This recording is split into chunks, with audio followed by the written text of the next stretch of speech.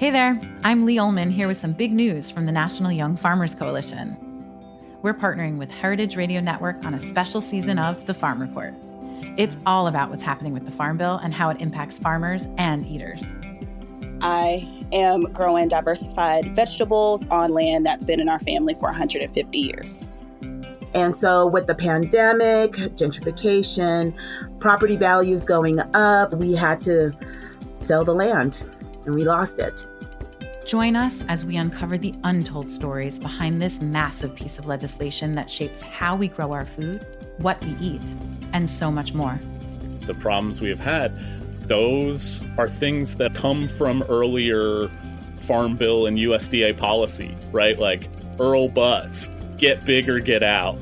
You know, it's my responsibility to know not only what I'm eating, but then like how that all came to be. And realize like, wow, like this piece of legislation, all this money, like it's technically something that I support as a taxpayer. While Congress debates the next Farm Bill, this is not just an invitation to listen. It's a call to action. Be part of the conversation. Subscribe to the Farm Report on Heritage Radio Network, wherever you listen to podcasts. This episode is brought to you by Castor & Pollux, maker of America's #1 organic pet food, Organics. Look for their newest line, Pristine, the only complete line of pet food made with responsibly sourced ingredients. Learn more at heritageradionetwork.org/pets. You're listening to Heritage Radio Network. We're a member-supported food radio network broadcasting over 35 weekly shows live from Bushwick, Brooklyn. Join our hosts as they lead you through the world of craft brewing, behind the scenes of the restaurant industry, inside the battle over school food, and beyond. Find us at heritageradionetwork.org.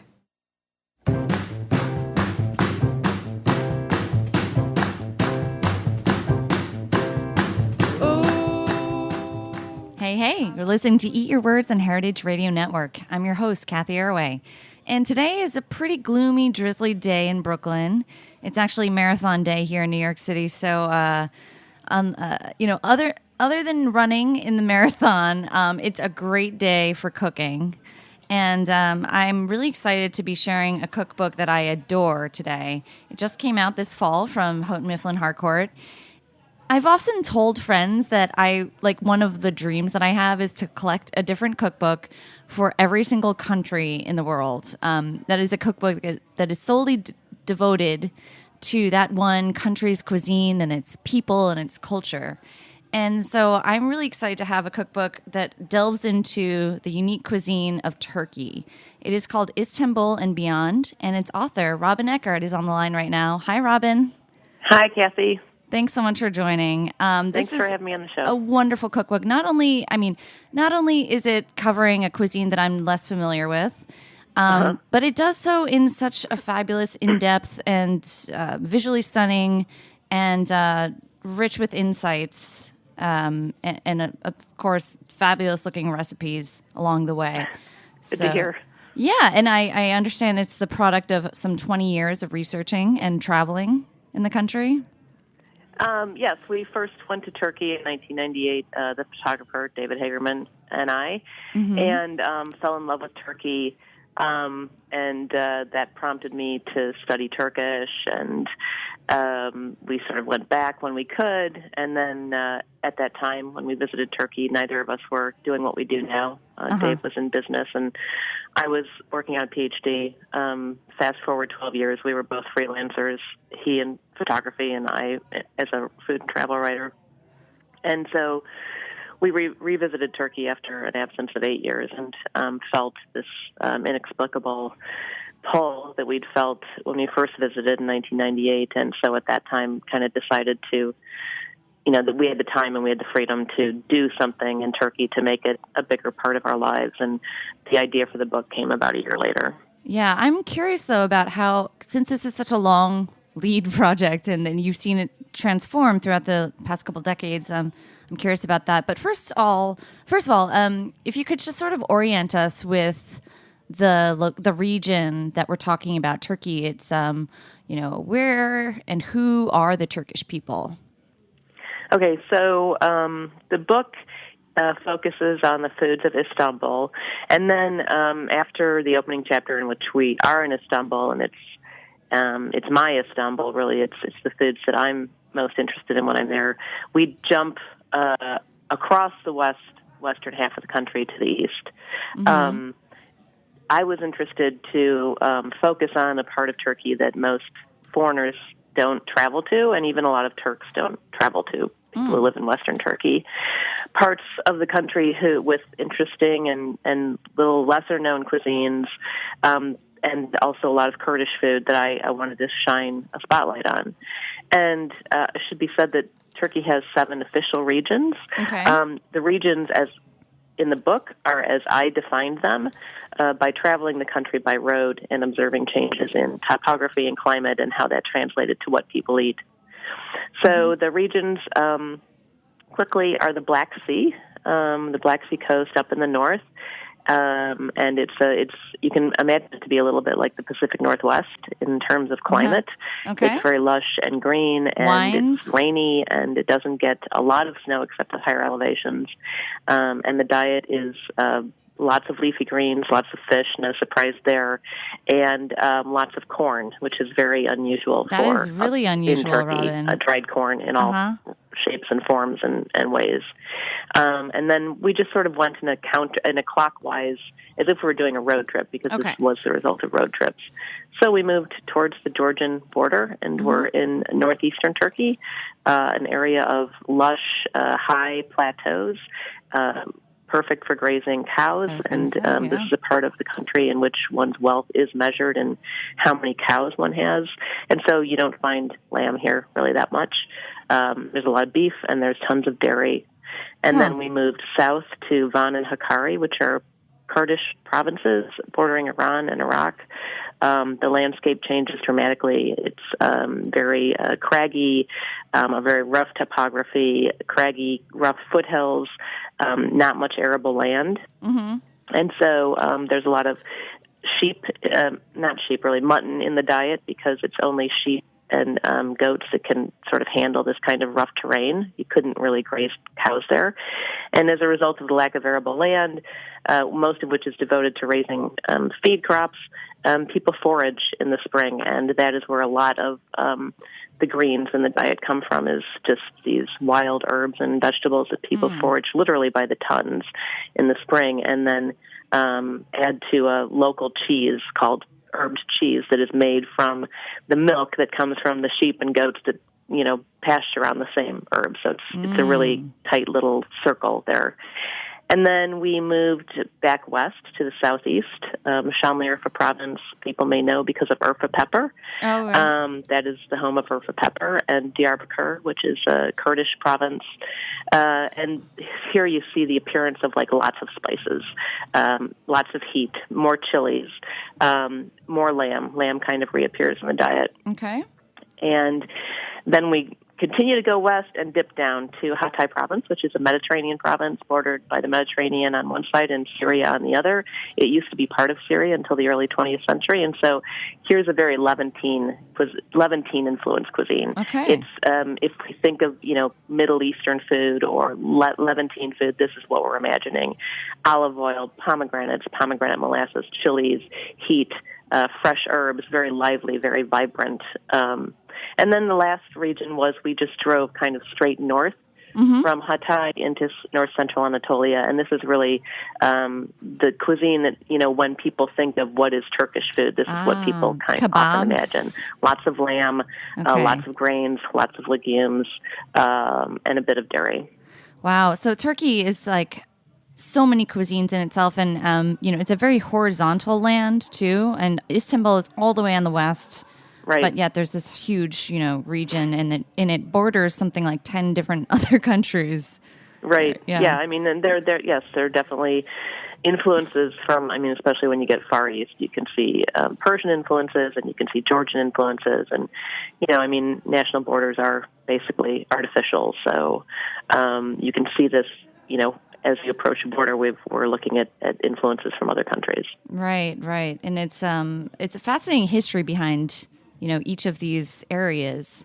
Let's start with Istanbul, because that's where you start off your journey. Right. Because you're right that it's home to one of, like, this one city itself is home to one of the world's great fusion cuisines, because of all the different peoples. Can you give us a little sort of, I guess, snapshot of who makes up current Istanbul? Not Constantinople. Just kidding. So Istanbul, as probably your listeners know, was the capital of the Ottoman Empire, a great port city. It still is port city. And so you had influences, you had foods imported from across the empire, while the rest of Turkey under the Ottoman Empire pretty much ate the way it always had eaten. People in Istanbul had access to rice from Persia. They had, coffee came from Africa. Kufte came from the Balkans. Also, like dairy products like kaymak, the rich sort of clotted cream that you find in Istanbul, came from the Balkans. And it also had the Topkapı Palace, where there were literally thousands of cooks, working to make ever more complicated and outrageous dishes to impress the emperor. Cool. And that's what we call palace cuisine. That's not really what people eat every day. Dishes like a mackerel, where you take out the flesh and you chop it and you mix it with all these warm spices and raisins and pine nuts, and then you stuff it back into the fish so it's still whole. And I mean, the average Istanbul cook's not going to do that. But those sort of complicated, richly spiced dishes are what you can associate with sort of higher cuisine in Istanbul. You also and then mentioned, Istanbul is really also a place of street food, because it is a city, it's a very busy city, and people need something to eat quickly, on the go. A lot of street food. And it is really where these restaurants called esnaf lokanta, which means basically tradesmen's canteens, started in the mid to late 1800s, when offices started opening up on the European side, and people wanted to eat lunch, but they couldn't go all the way home for lunch. So these lovely homey places opened up, and they're still there, where you've got a steam table, and it's got all these soups and stews and very basically home-style dishes that are reasonably priced and that could service office workers. And I just want to say that a lot of visitors go to Istanbul and they poke their heads in these places and they see the steam tables and they go, no, because they're thinking, American visitors especially, I think buffets. But no, these are dishes that, you want cooked low and slow over low heat. This is the closest you can get to home cooking without going into a home. That's funny. I love that you write that also halva, that sesame seed or tahini dessert, is one of the sort of relics of palace cuisine, because the pantries, why was that? It held up well in the pantries of palaces? Oh, well, it's made with the technique that the average, cook in Istanbul wouldn't have invented on their own. A little complicated. Whenever it was invented. It uses I'm forgetting the name of the mugwort. It's a type of root that is ground and added to the sesame to create that kind of fluffy honeycomb texture. Right. I mean, it's not something that's super easy to make at home, and these people in the palace had access to all the ingredients. For instance, white sugar. I mean, cane sugar or beet sugar was not used in Turkey before the Ottoman Empire, and it was able to be imported. People used fruit molasses to sweeten things. And it was, the palace cooks who first had access to this exotic, for lack of a better word, ingredient, because it was rare and it was expensive. So you've got all these sweets with, syrupy sweets and things like halva that incorporate a rare and, expensive ingredient that only an emperor could afford, basically. Right. Well, I love that you explore the cuisines. It's in the subtitle, exploring the diverse cuisines, plural, of Turkey. It really opens your eyes to how much you don't know about its cuisine. Why is it, though, that you mentioned earlier that the foods that we tend to think of when we think of Turkish food is that lamb-based northern cuisine? How did that become the more popular, well-known type of foods from Turkey in America? Well, I think it's a function of what Turkish restaurants in America serve. There are a lot of Turkish restaurants here. I've been trying to explore them as I move around the country. And with really a very few exceptions, one being Oleana in Boston, they tend to have a menu that is just, very set. Yeah. You've got kebabs, maybe a doner, a few meze or small plates that are recognizable, like hummus, baba ganoush, maybe esme, which is a finely ground tomatoes and chili pepper. They might serve some bread. It's a very, that if you don't know Turkey and you haven't been to Turkey and you haven't eaten fairly widely in Turkey, you're going to know Turkish food from what you find at a Turkish restaurant in America. Yeah. And those menus tend to be fairly limited. Huh. Yeah. It is interesting how a sort of like American cuisine version of different cuisines sort of just cements itself once it's here. Right. Yeah. Okay. So I have to be a little corny, Robin. Since Sure. we have Thanksgiving coming up, what dishes do you think from Turkey would pair especially well with turkey? There's a dish from North Central Anatolia in that chapter of cracked wheat and pumpkin or butternut squash. That It's sounds super awesome. simple. You basically put, you saute some onions and you put cracked wheat or pearled farro or pre-soaked wheat berries in a pan, and you add some cubed pumpkin and you add water and you cook it till it's all soft and it becomes a sort of risotto texture. And pumpkin is perfect for this time of year. Yeah. It sounds like you could maybe even use that for There is, stuffing. I think, a hazelnut dessert called hazelnut kadayıf cake. It's in the Black Sea chapter. And to me, there is something about it that is reminiscent of pecan pie. Okay. In the way the sugar caramelizes a little bit and the nuts are in there. And I think it'd be great dessert. And I think that you can never, go wrong by starting a Thanksgiving dinner with a few tasty appetizers or just kind of small bites to get the palate going. And there's a recipe from Hatay that I particularly like. It's a salad of sun-dried tomato and pomegranate seeds and parsley and pomegranate molasses and olive oil with the little chilies, and just a couple of spoonfuls of that I could totally see on a Thanksgiving table before the main course. Those sound like wonderful options, and I'm sure there are many more. I love that you're just like, yep, here we go. Butternut squash. Keep talking. I'll stop No. Actually, we're going to cut to, we're going to talk a lot more about some of the amazing looking recipes in this book after a quick little commercial break, and we'll be right back.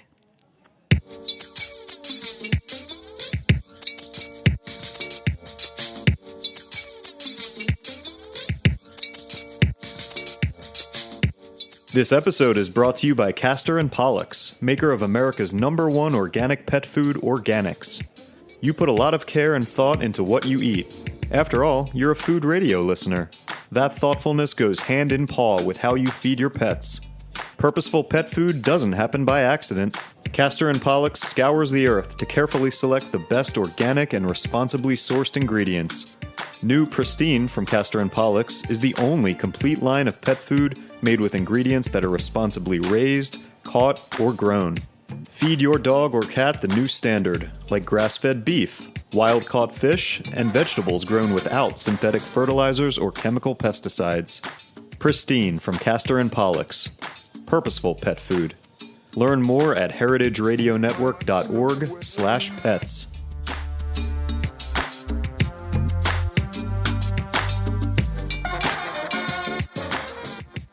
All right, we're back chatting more with the author of Istanbul and Beyond. It's Robin Eckhart.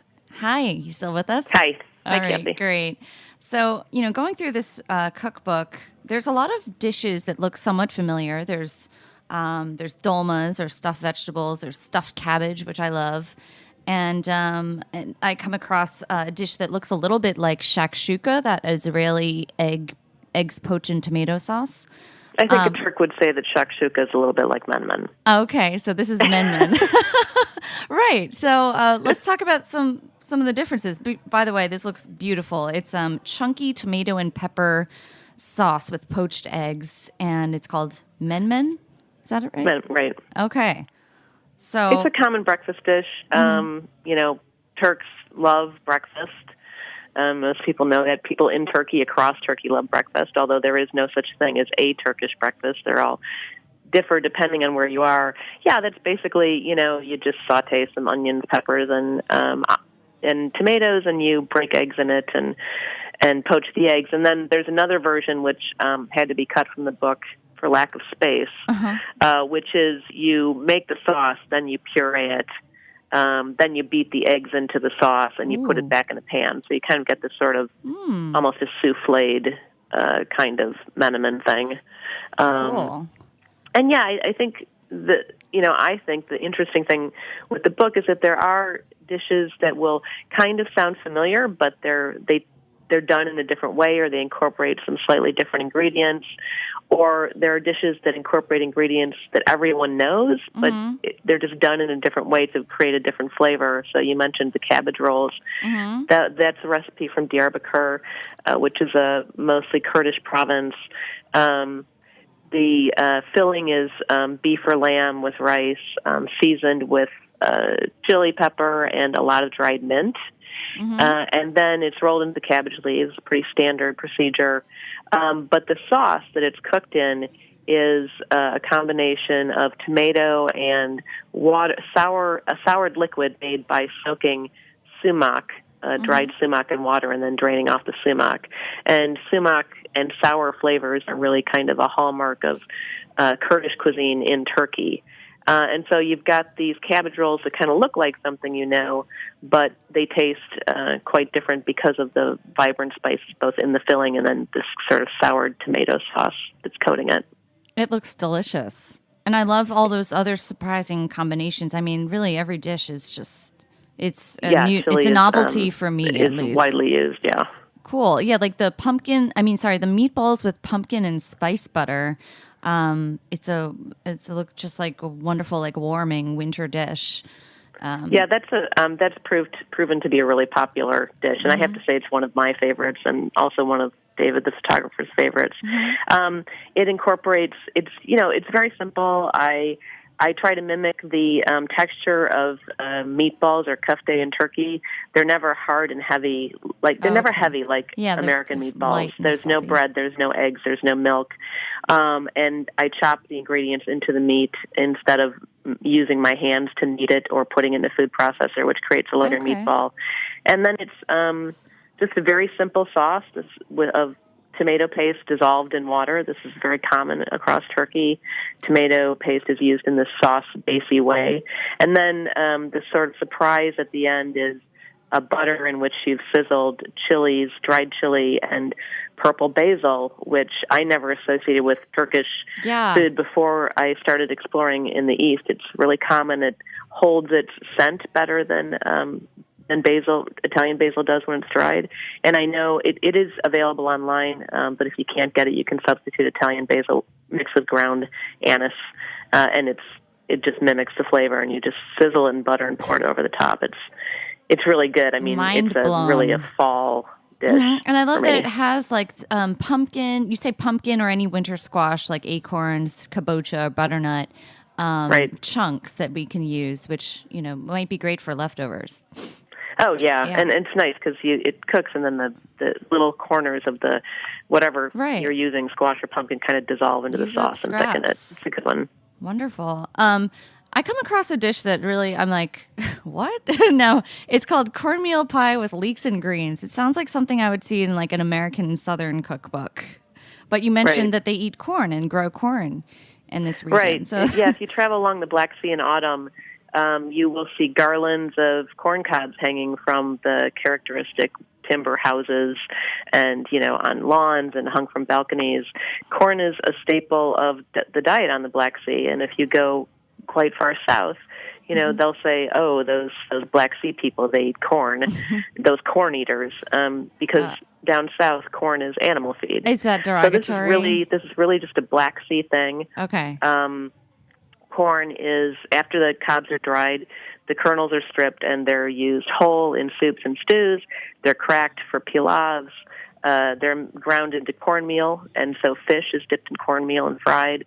And then they're ground into flour for breads and things like this cornmeal pie, which is really kind of like for me, it kind of encapsulates Black Sea cuisine in that it uses corn, and then it's just filled with all these wonderful grains, charred, collared, and very textured, thick, sturdy spinach are found on the Black Sea. And then in the winter, you have leeks that grow literally as high as your hip, and those are also major ingredients. So this dish is also proving to be a favorite, and it's proving to be really surprising to people. It's delicious. Yeah. It's nothing that I would have associated with turkey before I went to the Black Sea. But it looks so like so many of these dishes, so universally sort of pleasing. Yeah, I think they're very accessible because they're surprising. They're just, they are Turkish, but they're not what you'd expect. Right. So corn is from the New World. So at some point they must have, it caught on in the Black Sea region. Another thing that is from the New World is turkeys, but I didn't see any mention of turkey in this book. I'm sorry, I didn't get that. Turkeys. Turkeys. Yes, the birds. Oh, yeah, they raise turkeys at Turkey. They do. I didn't see any recipes for them. Yes, I've seen people will keep turkeys. I don't think it's a sort of like in Italy, you can buy turkey at the grocery store. It's everywhere, or at least in northern Italy where I live. But it's not. It's more of a backyard. Like if you're keeping chickens, you have a few turkeys. Mm-hmm. And I did ask how turkey is prepared, and it would generally be. It's a New Year's Eve thing in Istanbul to stuff a turkey with seasoned rice and roast it. And then outside of Istanbul, it's sort of prepared like you would boil the turkey to create a broth, and then you would cook rice in the broth, and then you would serve the two together. Huh. So can you tell us why we call this bird turkeys? Sorry, you're breaking up. Oh, sorry. Do you know the reason why we called turkeys turkeys? No, I have to admit that I don't, but okay. I sort of remember reading something about that online. I recall. Do you know? Yeah, I think roughly at the point that it was being traded into Britain, it was coming from Turkey or via Turkey from obviously the New World where they're from. Huh, that's interesting. Yeah, I don't know the whole ins and outs of that, but it's just kind of odd, the whole thing. And the fact that there's no turkey recipe in this book, although the examples that you did mention sound amazing. But, as a port city, I'm seeing so many interesting ingredients used throughout this book. Istanbul, that is, thanks to that geographic sort of opportunity. And it's just interesting to see corn taking on. What is your favorite, Robin? What is your favorite recipe? My favorite recipe? Mm-hmm. Yeah. Oh, it's hard I hate that question. That is really, really hard. Okay. I could tell you my favorite recipe from each chapter. I love the meat. I really do love the meatball and pumpkin thing from the Van and Hakkari chapter. I really love the lamb and chickpea stew from the Northeast chapter. That's delicious great. And easy. I love all fish. I especially love the baked salmon or bluefish with lots of herbs from the Black Sea chapter. I love every appetizer from the Hatay chapter because it's really a meze place, but especially the bakla, which is pureed dried fava beans with tahini and garlic and cumin. From the southeast, there's a recipe for meatballs that are cooked in concentric circles with seared pieces of eggplant on a bed of very thymy tomato sauce, and I love that. I love the orange cookies from the Istanbul chapter, and I also love the grilled fish sandwich from the Istanbul chapter. Oh, you just got me so hungry right now. All right. Well, we're about out of time, but I just wanted to see, I just wanted to sort of kind of ask you, what do you hope for readers to take away? What is like the most interesting thing that you think? I hope for readers to both have their idea of Turkish food expanded. I hope for readers to be taken to parts of Turkey that maybe they haven't thought about before. And I hope, well, obviously, as any cookbook author, I hope people will be inspired to get into the kitchen, but I also hope that they will be inspired to visit Turkey if they haven't already. And people often ask me, can I go to Turkey now? Is it safe? And I would say, if you'd go to Paris or Brussels or Barcelona, you should go to Turkey. Right. It's an amazing place. You're right. Not everyone thinks of this as a great food destination, but I would hope it's a fabulous food destination. Yes. Well, thank you so much for sharing that throughout this book, and brava on capturing all these amazing recipes throughout all the regions. So, thank you. Thank you so much, Robin. And thanks for having me on the show. Wonderful. Thank you, and thanks everyone at Heritage. We'll see you next week on Eat Your Words.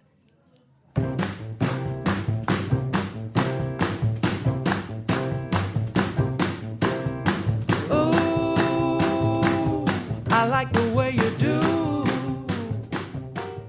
Thanks for listening to Heritage Radio Network, food radio supported by you. For our freshest content and to hear about exclusive events, subscribe to our newsletter. Enter your email at the bottom of our website, heritageradionetwork.org. Connect with us on Facebook, Instagram, and Twitter at heritage_radio. Heritage Radio Network is a nonprofit organization driving conversations to make the world a better, fairer, more delicious place. And we couldn't do it without support from listeners like you. Want to be a part of the food world's most innovative community? Rate the shows you like, tell your friends, and please join our community by becoming a member. Just click on the beating heart at the top right of our homepage. Thanks for listening.